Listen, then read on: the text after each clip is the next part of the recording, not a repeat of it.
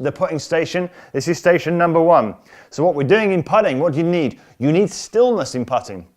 So stillness comes first of all with your legs and your head. Everything else needs to be free.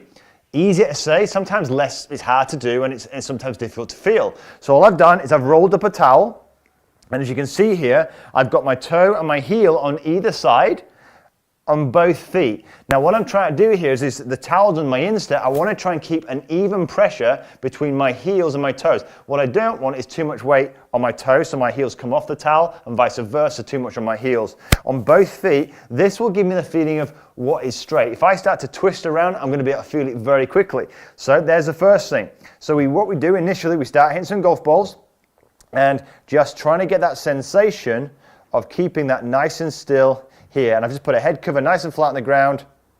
Hold your finish, and is your weight still nice and even across those feet?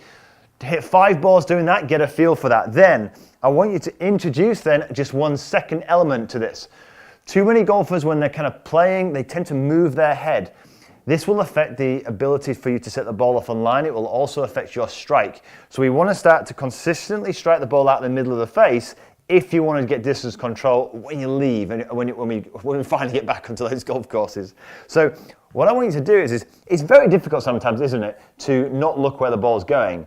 So I'm going to give you permission to look, but only look with your eyes. So watch this. I want your eyes here to kind of follow the ball, yes, but don't allow your head to follow the ball. That's different. So let's have a look at this in action. So get myself set, feel my weight nice and evenly distributed across the toes and the heels.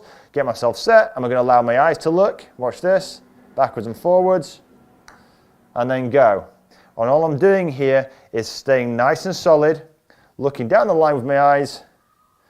I finish, hold my finish position, and ask myself, is my weight still even, or have I moved? If I have, great, you've got wonderful feedback, and then you can move on from there. If you want to make